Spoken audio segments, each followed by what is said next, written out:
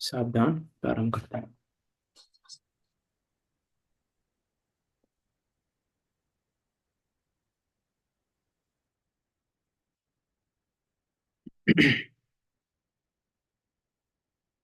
जय श्री ओम नमः सिद्धेभ्य।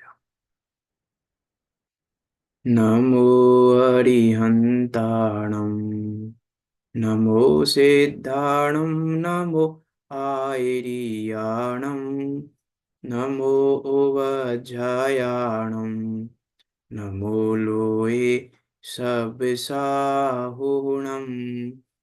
मंगलम भगवान वीरो, मंगलम गौतमो गणि, मंगलम कुंद कुंदार्यो, जैन धर्मोस्तु मंगलम। सर्वे मंगल मांगल्यम, सर्वे कल्याण कारकम, प्रधानम सर्वे धर्माणाम, जैनम जयतु शासनम, जैनम जयतु शासनम, तज्जयत् परम ज्योति। समस्तेरनंत पर्याय, दर्पण तल इब सकला, प्रतिफलति पदार्थ मालिका, यत्र परिमागमस्य जीवं, निषिद्ध जात्यन्त सिन्धुर्विधानम्, सकल ने विलसितानां, विरोधिमथिनमिनमाम्यनेकान्तम्, विरोधिमथिनं नमाम्यनेकान्तम्।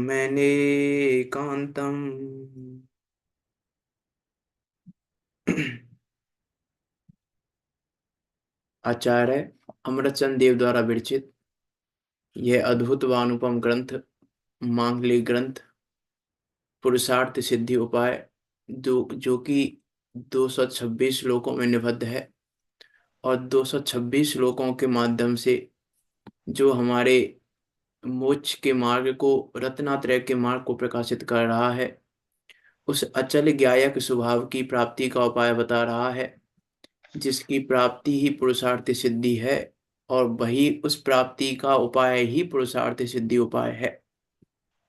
उसकी यहाँ हम बात कर रहे हैं। सम्यक चारित अधिकार चल रहा है। सम्यक चारित्र सम्यक दर्शन और सम्यक ज्ञान पूर्वक ही होता है, और उस पूर्वक क्यों होता है उसकी चर्चा भी हम यहाँ कर चुके हैं। और अभी चारित्र के लक्षण की बात की थी हमने कल भी, पिछले 2-3 दिनों में, कि चारित्र किसको कहें, वास्तव में चारित्र है क्या, चारित्र का लक्षण क्या है। आप में से कोई बिना बुक देखे, आप में से कोई बताएं चारित्र के लक्षण क्या क्या हैं।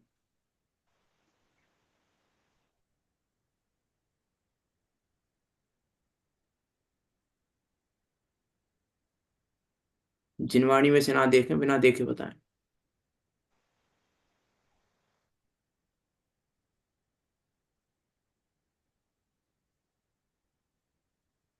इतने साधर्मियों में से कोई तो बताएं।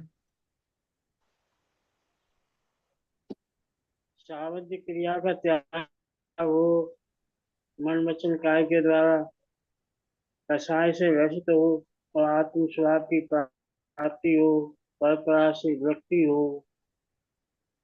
और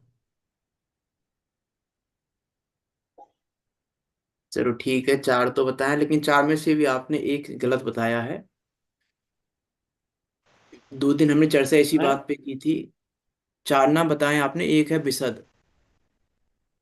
देखो ये चीजें ऐसी हैं थोड़ी, अच्छा। मीन्स मैं कहूँ एक बार, ये चीजें ऐसी हैं, इनको हमें ना यदि श्लोक के शब्दों में याद रखें तो हमें श्लोक भी याद रहेगा, और हमको हम्म, वो भी याद रहेंगे।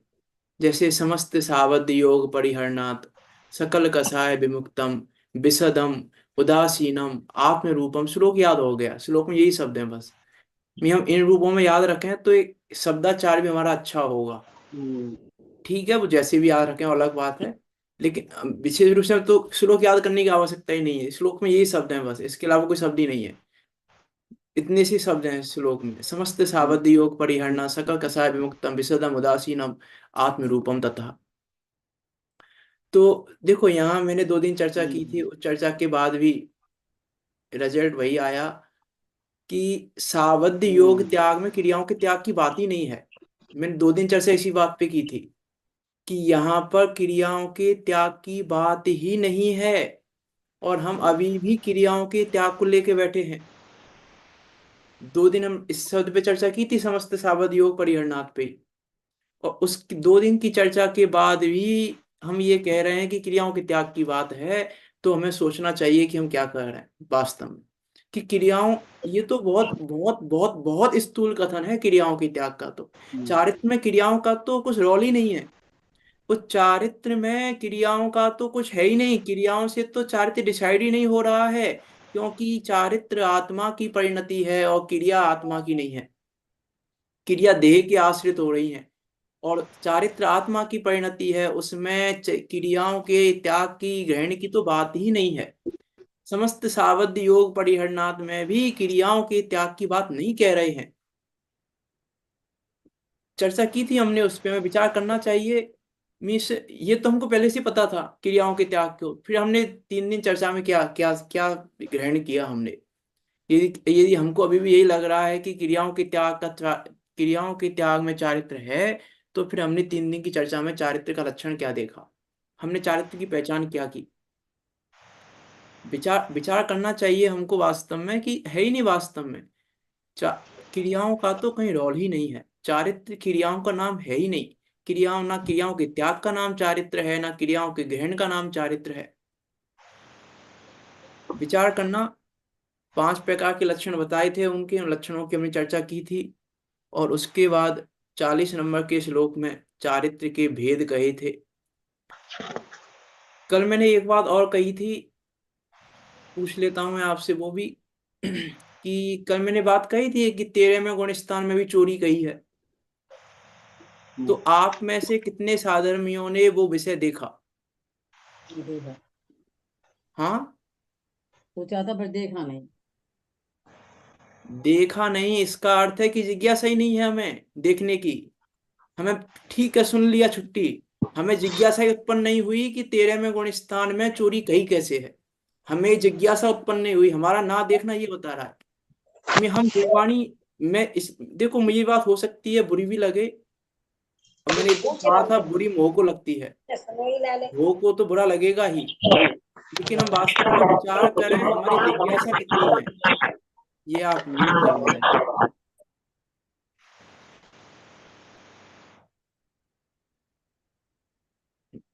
कि हम विचार करके देखें कि हमें जिज्ञासा उत्पन्न क्यों नहीं हो रही, इसका क्या अर्थ है।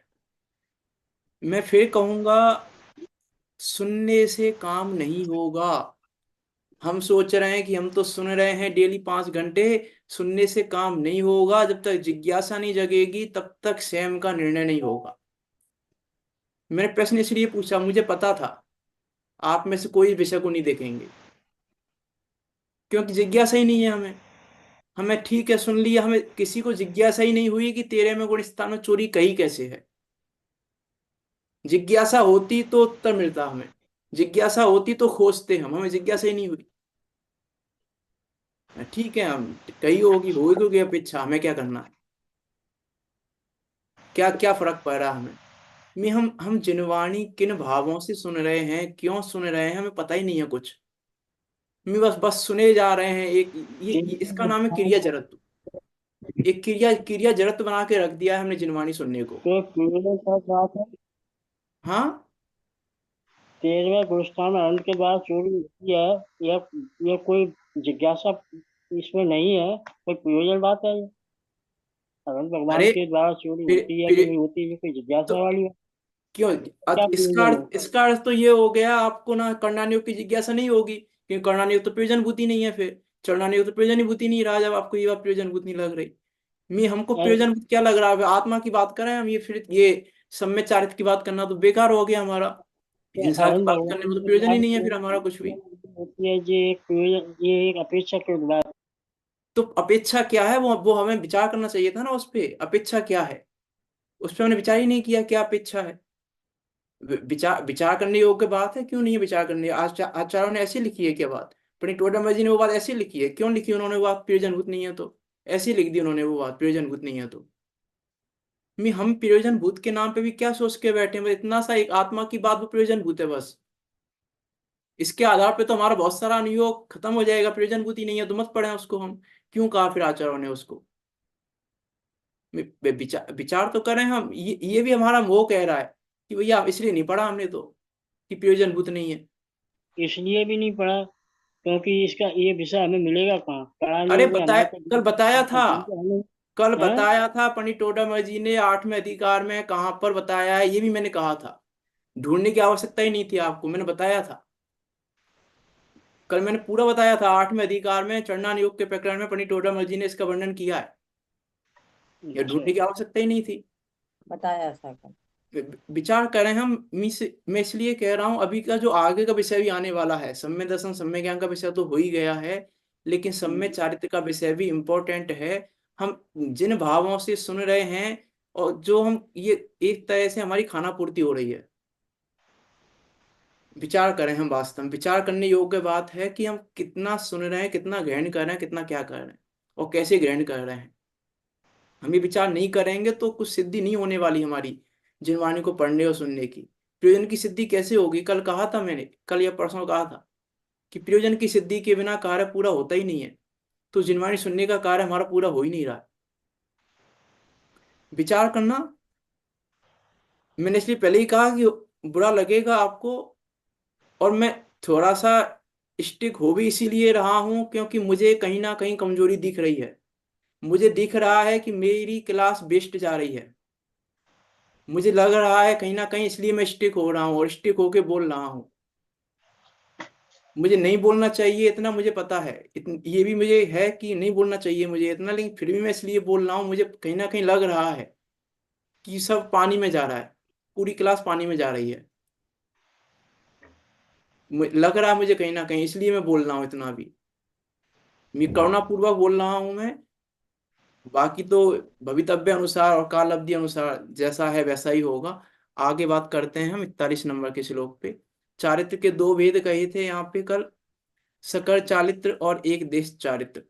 हम्म, एक सर्वदेश त्याग और एक देश त्याग, दो प्रकार के चारित्र होते हैं। ये 5 प्रकार के पापों के 2 प्रकार के त्याग से 2 प्रकार के चारित्र बनते हैं। अब यहाँ पर कह रहे हैं इन दोनों प्रकार के चारित्रों के स्वामी कौन है, इन दोनों प्रकार के चारित्र को धारण करने वाले कौन है, उसकी यहाँ बात कर रहे हैं 41 नंबर के श्लोक में। देखो पढ़ते हैं 41 नंबर का श्लोक।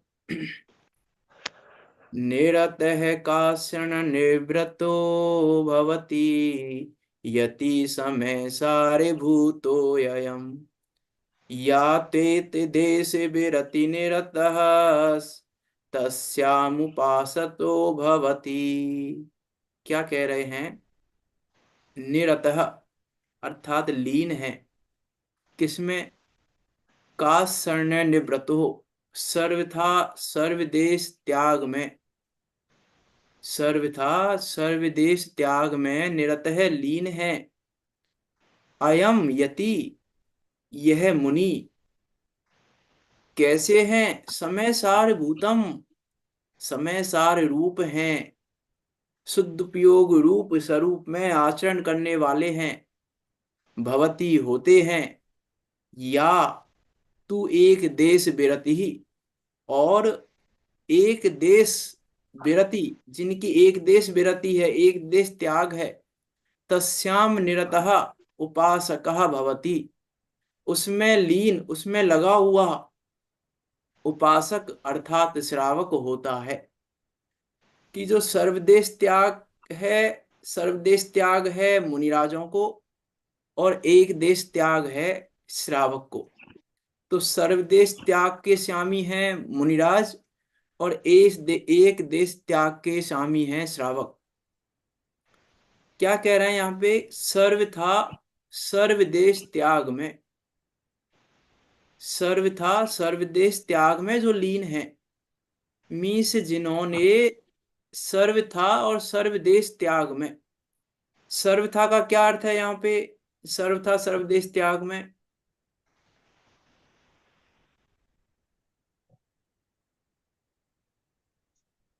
क्या अर्थ है सर्वथा सर्वदेश त्याग में? द्रव्य क्षेत्र काल भाव से। हाँ, कि द्रव्य से भी, क्षेत्र से भी, काल से भी, भाव से भी पूर्ण रूपेण उन्होंने इन पांचों पापों का त्याग कर दिया है। ऐसे सर्वथा सर्वदेश त्याग में जो लीन है और त्याग कर दिया है, ये तो व्यवहार की भाषा है। त्याग कर दिया है इन पांच पापों का। वास्तव में तो इन पांच पापों का त्याग नहीं हुआ है, त्याग तीन कषाय का हुआ है। तीन कषाय के अभाव में इनका त्याग तो ऑटोमेटिकली हो जाता है। महाव्रत तो धारण ऑटोमेटिकली हो जाते हैं, महाव्रत धारण किए नहीं है, सर्वथा त्याग किया नहीं है, कषायों का अभाव हुआ है और तीन कषाय के अभाव में ये त्याग हुआ है। ये चरणान योग की भाषा है, चरणान योग का ग्रंथ पढ़ रहे हैं, चरणान योग की तो भाषा है, करके करना चाहिए, भाषा तो यही आएगी। लेकिन सर्वथा सर्वदेश त्याग कर नहीं सकते मुनिराज, होता है। उस सर्वथा सर्वदेश त्याग में लीन यह मुनि समय सारभूतः, समय सारभूतः क्या कहना चाह रहे हैं देखो। वास्तव में पहले तो कह रहे हैं सर्वथा सर्वदेश त्याग में लीन। सर्वथा सर्वदेश त्याग में लीन अर्थात उस त्याग, वो जो त्याग है उस त्याग पूर्वक जो लीनता है। बात त्याग की नहीं कर रहे यहाँ पे, यहाँ बात कर रहे हैं उस लीनता की। क्योंकि वो लीनता लीनता हुई है, त्याग तो ऑटोमेटिकली हुआ है, मूल गुण तो ऑटोमेटिकली हुए हैं। मुनिराज मूल गुण पालते हैं, ये तो बहुत व्यवहार कथन है। मुनिराज मूल गुणों का पालन करते हैं, व्यवहार कथन है। वास्तव में तो वो अपने में ही लीन रहते हैं। एक वो भजन की लाइन आती है, मूल गुण पालन नहीं आप करते हैं, मूल गुण पालन नहीं आप कर। मुनि भक्ति में लाइन है ये, मुनिराज भक्ति में, मूल गुण पालन नहीं, आप मूल गुणों का पालन नहीं करते हैं। ये क्या कह रहे हैं, भक्ति कर रहे हैं मुनिराज की और कह रहे हो कि मूल गुण का पालन नहीं करते हैं। कि हाँ, मूल गुण पालन नहीं आप करते हैं, सहज ही पलते हैं। वो सहज व्यवस्था है। तो ये तो व्यवहार शैली है कि करते हैं। वास्तव में वो त्याग भी सहज होता है, मूल गुणों का धारण भी सहज होता है, मूल गुणों का पालन भी सहज होता है। पंडित टोडरमल जी ने लिखा ना, उसमें खींच तान करके कोई क्रिया नहीं करते, मूल गुणों का पालन भी कोई खींच तान करके नहीं करते, सहज होता है। ये तो सहज व्यवस्था है। किसके बल पे हो रहा है? उस लीनता के बल पे। किसकी लीनता के बल पे? समय सार भूतः, उस समय सार की लीनता के बल पे। किस समय सार की लीनता के बल पे? अर्थात उस शुद्ध स्वभाव की लीनता के बल पे। समय सार भूतः अर्थात समय सार भूत हो गए हैं, अर्थात उस समय सार में लीन हो गए हैं, अर्थात उस शुद्ध स्वभाव में लीन हो गए हैं, अर्थात उस ज्ञायक स्वभाव में लीन हो गए हैं, अर्थात उस पारिणामिक भाव में लीन हो गए हैं। उस जो समय सार का सार है उस ज्ञायक भाव में लीन हो गए हैं, उसकी यहाँ बात हो रही है। वो मुनि होते हैं। उस पूर्वक सर्वदेश त्याग है।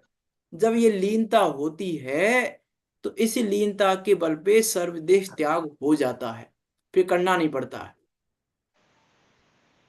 और जिनकी सर्वदेश लीनता नहीं है, उनकी एक देश लीनता है, तो एक देश त्याग भी सहज होता है और सर्वदेश त्याग भी सहज होता है। वो यहाँ कह रहे हैं सर्वथा सर्वदेश त्याग में जो लीन है वो शुद्धोपयोग रूप स्वरूप में आचरण करने वाले हैं।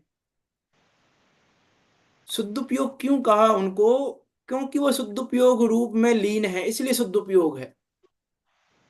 शुद्धोपयोग में, शुद्धोपयोग रूप स्वरूप में लीन है। पंडित टोडरमल जी कहेंगे भी टीका में कि जो आत्मा का स्वरूप है शुद्धोपयोग, उस शुद्धोपयोग में लीनता होने के कारण शुद्धोपयोग है। यहाँ शुद्धोपयोग और शुद्धोपयोग नहीं, यहाँ शुद्धोपयोग की लीनता की बात कर रहे हैं। यहाँ तो आचार्यों की क्या कहें, देखो आचार्यों के शब्द भी वो कैसे चुन चुन के डालते हैं। समय सार भूतम, समय सार की क्या आवश्यकता आती है यहाँ लिखने की। समय सार भूतम, कि समय सार कह के वो कहना चाह रहे हैं उस शुद्ध स्वभाव में लीनता, उस शुद्ध स्वभाव को दिखाना चाह रहे हैं कि उनकी लीनता कहाँ पर है। उनकी लीनता उस शुद्ध स्वभाव में है, उनकी लीनता उसमें है जो समय सार है। समय सार अर्थात वो ज्ञायक भाव, वो पारिणामिक भाव, वो द्रव्य स्वभाव, जो शुद्ध नय का विषयभूत जो द्रव्य स्वभाव है, ज्ञायक स्वभाव है, पारिणामिक भाव है, उसमें लीनता, उसका नाम है शुद्ध उपयोग। इसलिए यहाँ कह रहे हैं शुद्ध उपयोग रूप स्वरूप में आचरण करने वाला, आचरण अर्थात चरण करने वाला, अर्थात उसमें लीन रहने वाला, ऐसा होता है वो सर्वदेश त्याग। और जो एक देश विरति है उसमें लगा हुआ उपासक अर्थात श्रावक होता है। देखो चरणान योग की बात है, चरणान योग की बात चल रही है, श्रावकाचार ग्रंथ चल रहा है। मुनिराज चरणान योग के अनुसार आचरण करते हैं, यह कथन सही है कि गलत है?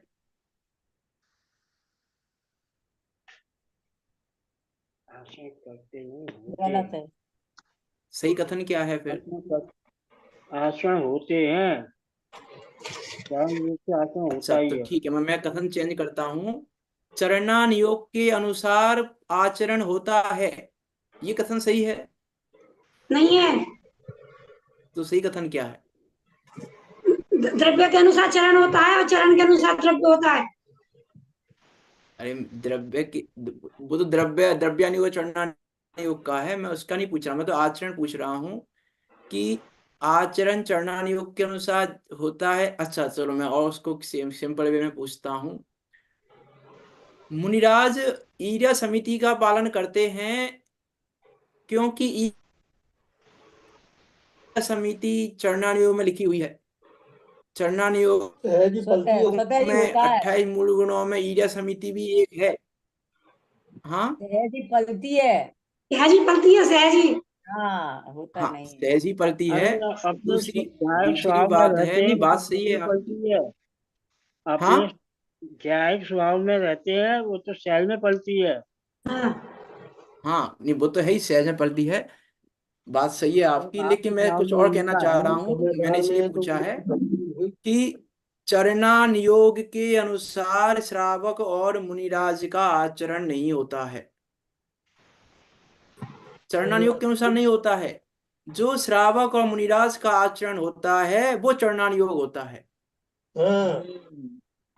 अर्थ में अंतर समझ में आया कि चरणान योग में जो आचरण है वो श्रावक करते हैं कि नहीं, गलत बात है। श्रावक चरणान योग में जो आचरण है उसको नहीं करते, मुनिराज चरणान योग में जो आचरण है उसको नहीं करते, लेकिन मुनिराज और श्रावक जो आचरण करते हैं उसको चरणान योग कहा जाता है। चरणान योग कहलाता है। कि ईर्या समिति लिखी है देख देख के चलना, इसलिए मुनिराज चले कि नहीं, जैसे मुनिराज चलते हैं उसको चरणान योग ईर्या समिति कह देता है। जैसे मुनिराज चल रहे हैं सहज भाव से, सहज भाव से चल रहे हैं वो मुनिराज, तो लेकिन जैसे मुनिराज चल रहे हैं चरणन योग कह रहा है यही ईर्या समिति है।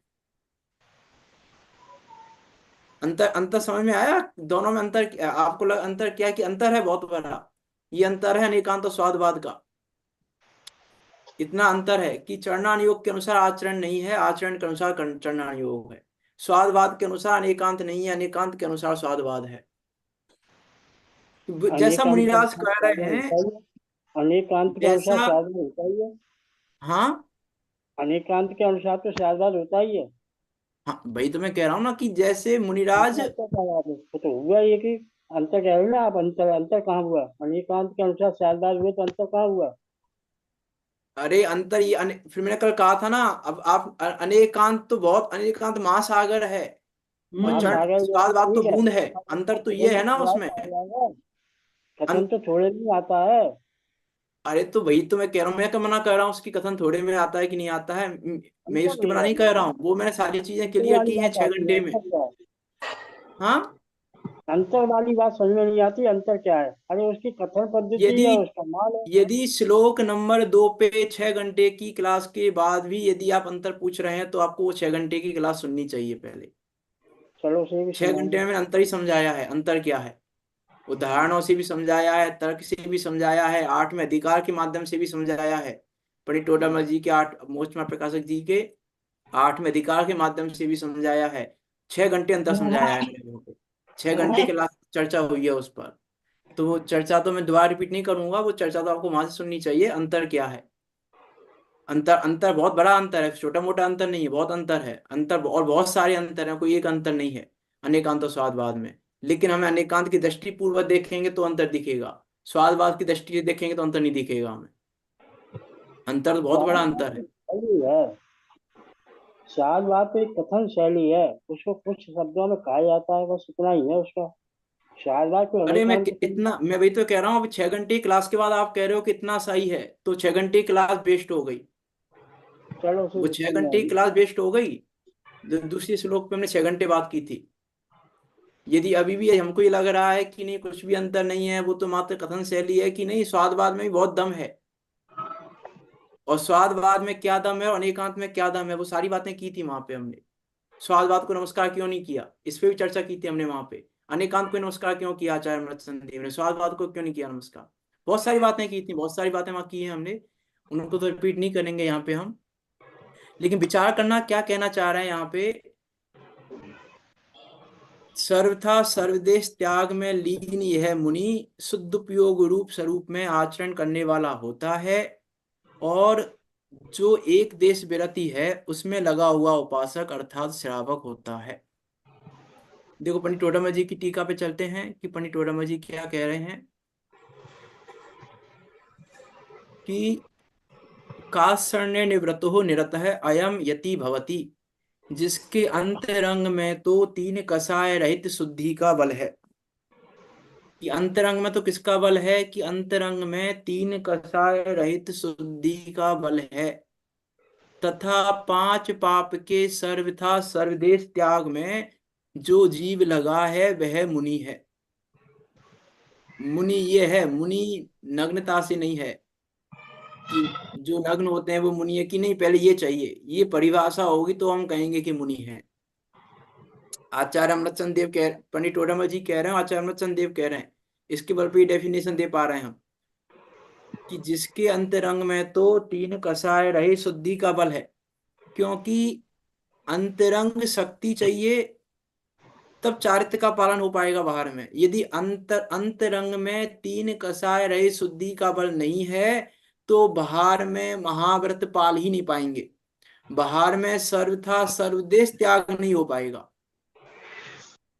क्रिया क्रिया रूप में पालन हो जाएगा, क्रिया रूप में तो पालन हो जाएगा, लेकिन अंतरंग शक्ति नहीं है। तो अंतरंग शक्ति के बिना बाहर का चारित्र का पालन नहीं हो सकता। इसलिए यहाँ कह रहे हैं कि अंतरंग में तो 3 कषाय रहित शुद्धि का बल है, ये बल चाहिए पहले। क्योंकि चारित्र का नाम है कषाय विमुक्तम। अब जितनी जितनी कषाय विमुक्त हो रहा है उतना उतना चारित्र ग्रहण हो रहा है। तो जब सर्वथा सर्वदेश त्याग की बात है, सकल चारित्र की बात है, तो सकल चारित्र के लिए पहले अंतरंग में 3 कषाय विमुक्तम चाहिए। अनंतानुबंधी प्रत्याखान प्रत्याखान आदि 3 कषाय विमुक्तम चाहिए तो चारित्र हो पाएगा, जो चारित्र का लक्षण है। तब समस्त सावध योग परिहरणात हो पाएगा, तब वो विशद हो पाएगा, तब वो उदासीन हो पाएगा, और तब उसको आत्मरूपम हो पाएगा, उसके बिना नहीं हो पाएगा। मीन्स यदि अंतरंग में 3 कषाय रहे शुद्धि का बल नहीं है तो चारित्र का एक भी लक्षण घटित नहीं होगा। और अंतरंग में 3 कषाय रहे शुद्धि का बल है तो सब सहज हो जाएगा, विशद भी सहज होगा, उदासीन भी सहज होगा, और सर्व सावध योग परिहरणात भी सहजपने हो जाएगा। 3 कषाय रहे शुद्धि का बल है, और इस शुद्धि के पीछे किसका बल है, 3 कषाय रहे शुद्धि का बल है अंतरंग में। और अंतरंग में वो 3 कषाय रहे शुद्धि के पीछे उस शुद्ध ज्ञायक में लीनता का बल है। उस शुद्ध ज्ञायक भाव में लीनता का बल है, उस बल से 3 कषाय रहे शुद्धि का बल आया, और वो 3 कषाय रहे शुद्धि के बल से सर्वथा सर्वदेश त्याग हो गया। उसको कह रहे हैं कि वह मुनि है। कि देखो यहाँ पे पांच पाप के सर्वथा सर्वदेश त्याग में जो जीव लगा है वह मुनि है, इसका अर्थ भी क्रियाओं का त्याग नहीं है। ये त्याग भी अंतरंग के त्याग की बात कर रहे हैं वो, चारित्र में बहिरंग के त्याग की तो बात ही नहीं है। अंतरंग में तीन कसाय रही शुद्धि का बल है, तब अंतरंग में पांच पाप का सर्वथा सर्वदेश त्याग होता है, तब बाहर में वो त्याग दिखाई देता है। तब वो बाहर में वो त्याग क्रियाओं में, क्रियाओं के त्याग पूर्वक वो त्याग दिखाई देता है। यदि अंतरंग में त्याग नहीं है तो बहिरंग त्याग तो है ही नहीं। यहाँ त्याग में भी क्रियाओं के त्याग की बात नहीं है। पांच पाप के सर्वथा सर्वदेश त्याग में, अभी तो देखो आचार्य हिमचंद देव क्या कह रहे हैं, यहाँ तो कह रहे हैं पांच पाप, अभी तो आगे कहेंगे कि पांच पाप होते ही नहीं है, बस एक पाप होता है और वो पाप है हिंसा। और कोई पाप ही नहीं है, झूठ पाप होता ही नहीं, चोरी पाप होती नहीं, कुशील पाप होता नहीं, परिग्रह पाप होता नहीं, हिंसा ही एक पाप है। कहेंगे आगे अमृत चंद देव, एक ही पाप है, पांच पाप तो होते ही नहीं है। पांच पाप तो मिलेच्छ भाषा है, पाप तो एक ही है, हिंसा। कहेंगे वो आगे आएगी वो बात तो, जिसके अंतरंग में तो तीन कसाय रहे शुद्धि का बल है, तथा पांच पाप के सर्वथा सर्वदेश त्याग में, तो यहाँ द्रव्य से भी त्याग है, तो द्रव्य से भी त्याग अंतरंग त्याग है, क्षेत्र का भी त्याग है, अंतरंग से त्याग हुआ है, तब बाहर में वो त्याग दिखाई देता है, सर्वथा त्याग हुआ है। सर्वथा त्याग को हम कह सकते हैं या उदासीन भाव, कि वो उदासीन भाव अंतरंग में हुआ है तो बाहर में क्रियाओं का त्याग दिखाई देता है। क्योंकि जो चारित्र के पांच लक्षण हैं वो पांचों लक्षण अंतरंग के हैं, बहिरंग के लक्षणों की चर्चा आचार्य अमृतचंद देव ने नहीं की है। चारित्र में बहिरंग बहिरंग की बात नहीं की है उन्होंने, चारित्र के लक्षण की परिभाषा में पांचों ही लक्षण उन्होंने अंतरंग के दिए हैं। इसीलिए सर्वथा सर्वदेश त्याग में भी अंतरंग त्याग की बात है, कि विशुद्धि बढ़ी अंदर। जब तीन कसाय का अभाव हुआ तो तीन कसाय के अभाव रूप विशुद्धि भी अंदर भरी, और उस विशुद्धि अंदर, विशुद्धि के बढ़ने पर त्याग भी अंदर में हुआ, और जब अंदर में त्याग हुआ तो बाहर भी वो त्याग सहजपने दिखाई दे गया। बाहर का त्याग तो ऐसा है, सहजपने है, बाहर के त्याग का तो कुछ है ही नहीं, इन्वॉल्वमेंट ही नहीं है वास्तव में। वास्तव में ठीक है, चरणान योग की शैली में उसको भी कहा जाएगा, इसलिए मैं कह रहा हूँ कहा तो जाएगा, उसको भी कहा जाएगा, लेकिन मुख्यतः उसका नाम चारित्र नहीं है। इसलिए यहाँ कह रहे हैं कि जिसके अंतरंग में तीन कसाय रहे शुद्धि का बल है, तथा देखो अंतरंग में घटा रहे हैं वो दोनों चीजें, जिसके अंतरंग में तो तीन कसाय रहित शुद्धि का बल है, तथा पांच पाप के सर्वथा सर्वदेश त्याग में जो जीव लगा है वह मुनि है। तो अंतरंग में लगा है, शुद्धि का बल भी अंतरंग में, सर्वथा सर्वदेश त्याग भी अंतरंग में लगा है, उसको मुनि कहते हैं। अयम समय सार भूतः, क्या कह रहे हैं मुनियों के लिए, अयम समय सार भूता, यह मुनि कैसे हैं, समय सार रूप हैं। समय सार जो शुद्ध उपयोग रूप शुद्धात्मा है उस रूप हो गए, समय सार भूतः अर्थात समय सार रूप हो गए, अर्थात जो समय सार है उस समय सार रूप हो गए। कि कैसा है वो समय सार, कि वो शुद्धात्मा, वो शुद्ध उपयोग रूप शुद्धात्मा, कि वो जो ज्ञानोपयोग है, वो जो ज्ञायक भाव है, वो जो परम पारिणामिक भाव है, उस रूप हो गए, उसका नाम है समय सार भूतः। कि समय सार क्या है, कि समय सार है वो ज्ञायक भाव, समय सार का प्रयोजन ज्ञायक भाव है, समय सार ज्ञायक भाव है, बस ज्ञायक भाव ही ज्ञायक, समय सार ही सार है। शेष वो है ना उसमें शिवेंद्र भगवान की पूजन की जयमाला में, बस जीवन हो जावे समय सार, बस यही सार और सब कुछ असार, है ना उसमें 7-8 लाइन है समय सार के ऊपर। तो समय है। सार भूतः, समय सार रूप हो गई। अयम यह मुनि, मुनि किसे कहते हैं वो तो डेफिनेशन ऊपर दे दी, अब तो विशेषता बता रहे हैं मुनि राजों की, कैसे हैं वो मुनि। अयम यह मुनि समय सार भूतः, समय सार रूप हो गए हैं, अर्थात उस शुद्धात्मा रूप हो गए हैं, उस शुद्ध उपयोग में लीन हो गए हैं, इसीलिए शुद्ध उपयोगी हैं। उस स्वरूप ही हैं, उस स्वरूप ही हो गए हैं, उस स्वरूप में ही लीन हो गए हैं। अब बाहर में उनकी लीनता नहीं है। इस ऐसे समयसार भूत, ऐसे समयसार भूत हो गए हैं। वो सर्वथा सर्वदेश के त्यागी सकल व्रती हैं, सकल चारित्र के धारी हैं।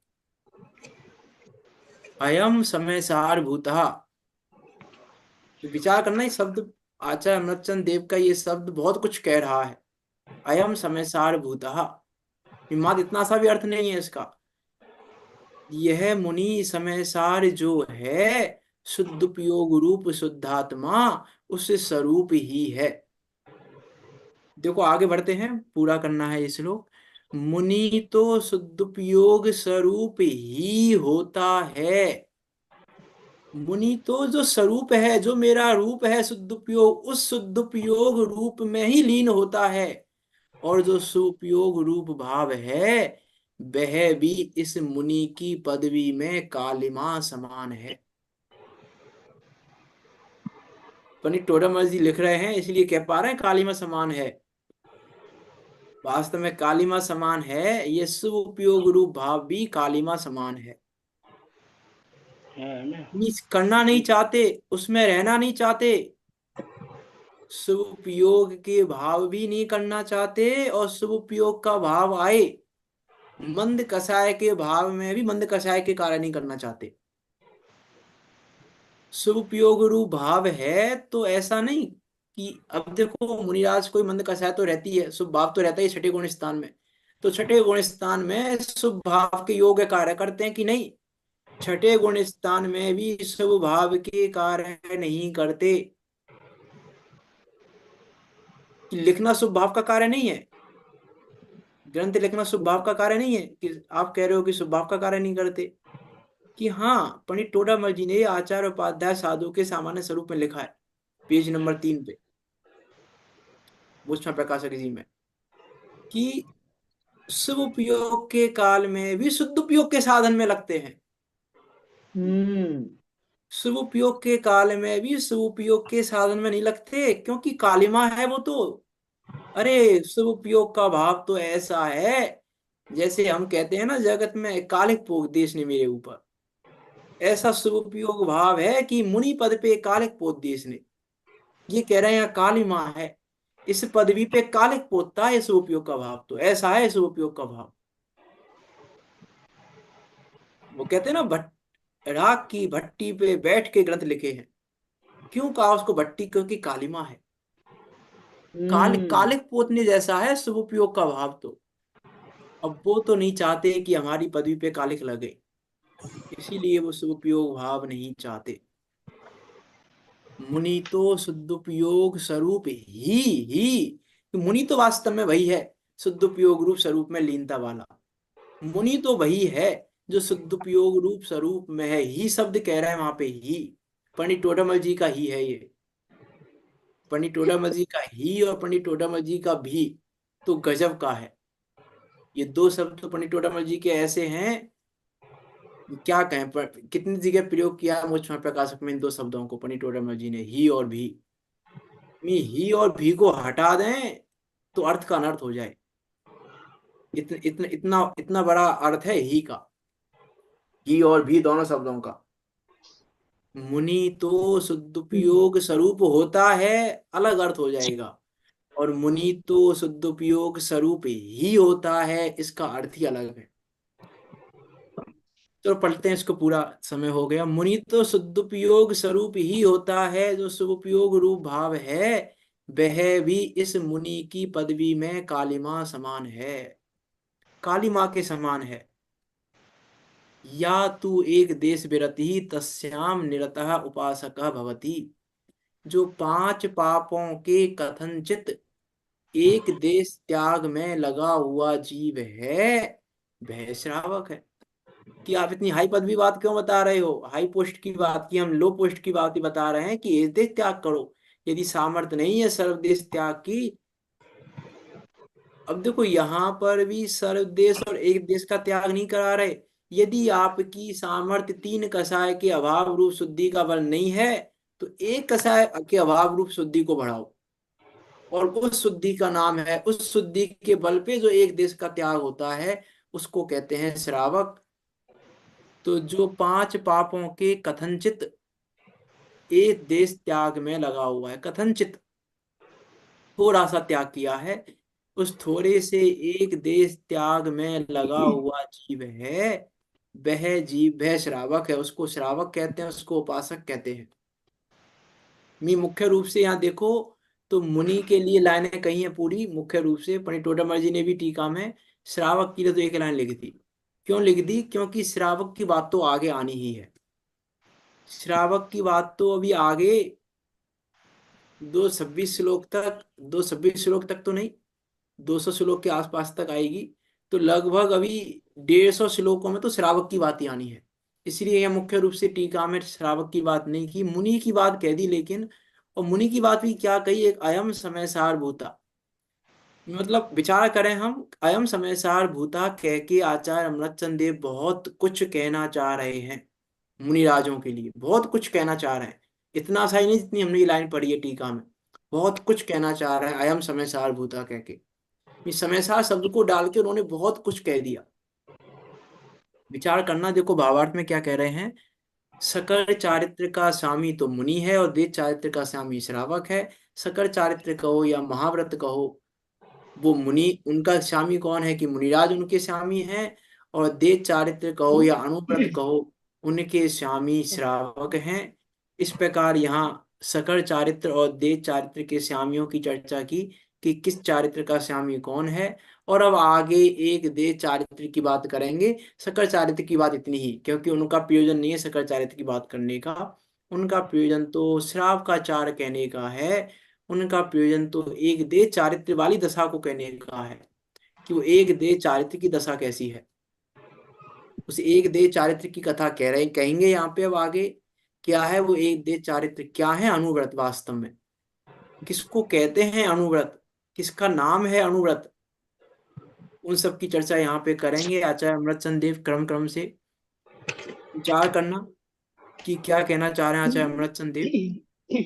हम सब भी सकल चारित्र, क्योंकि देखो सकल चारित्र की बात तो इसलिए की है क्योंकि लक्ष्य तो सकल चारित्र का रखना है।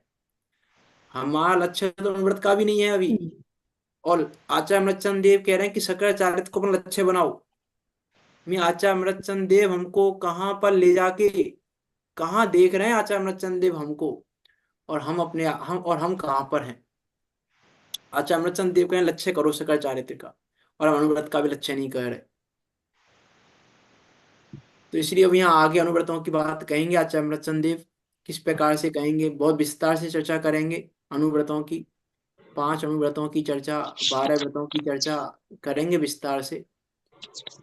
उन सब की चर्चा करेंगे हम क्रम से। विचार करना, हम सब भी ऐसे सम्यक दर्शन, सम्यक ज्ञान और सम्यक चारित्र रूपी रत्नात्रय को प्राप्त करके निकट काल में सिद्धों के बीच जाकर विराजमान हो।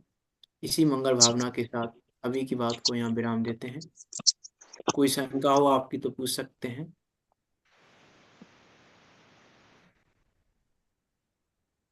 नहीं तो जिनवाणी स्तुति कर। निज निधि निज में बताई, यह अनंत उपकार है। उसके लिए जिन वाणी माँ को वंदना सत बारे है। माँ वंदना सत बारे है।